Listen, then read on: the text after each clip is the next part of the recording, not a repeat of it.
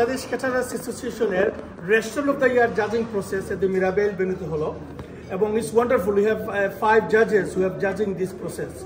So আমাদের এই জাজিং প্রসেসের মাধ্যমে এখানে প্রায় 40 রেস্টুরেন্ট আপনার সিলেক্ট করা হয়েছিল out of hundreds of applications এবং এই হান্ড্রেডস অ্যাপ্লিকেশন থেকে আপনার 40 রেস্টুরেন্ট থেকে এখান থেকে বেস্ট 10 রেস্টুরেন্টকে আপনার অ্যাওয়ার্ড দেওয়া হবে। প্রথমে আমরা বলবো যে আজকে আমরা অত্যন্ত আনন্দিত এবং গর্বিত যে আজকে এই জায়গাতে আমরা রেস্টুরেন্ট অফ দ্য ইয়ার জাজিং প্রসেস সম্পূর্ণ হয়েছে।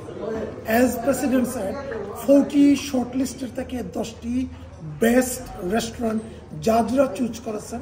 তাদের নাম ঘোষণা করা হয় নাই, 9th of November আট ওয়েস্টমিনিস্টার পার্ক প্লাজা ওখানে ঘোষণা করা হবে। তার জন্য বলেছে সারপ্রাইজ। প্রেসিডেন্ট এবং সেক্রেটারি জেনারেল সব বলে গেছেন। আমার যে রোল আমার এটা হলো স্পন্সর দিয়ে এটারে ইভেন্টটাকে নাইস করে কাভার করে নেওয়া। আর এবার ইনশাল্লাহ আপনারা দেখছেন লাস্ট ইয়ারও আমরা ভালো সারপ্রাইজ ছিল আমাদের, এবারও ইনশাল্লাহ আমাদের সারপ্রাইজ আছে। নিশ্চয়ই আছে, অবশ্যই আছে। সারপ্রাইজ থাক না, আপনারা সবাই একটু সারপ্রাইজটা দেখেন না, থাকবে, আমাদের সবসময় থাকে। আমাদের প্রিডেসেসরদেরকে আমরা বলতে পারবো না। আপনি চুজ করেন না, বিসি আমাকে অ্যাপ্রোচ করছে আর আমি প্রাউডলি বিসিএর কে ওয়েলকাম করছি এখানে, কারণ বিসিএ হইল গিয়া আমাদের একটা ঐতিহ্যকারী ইন্ডাস্ট্রিতে তাদের যথেষ্ট ভূমিকা আছে। বিধায় আমি মনে করি যে আমি এখানে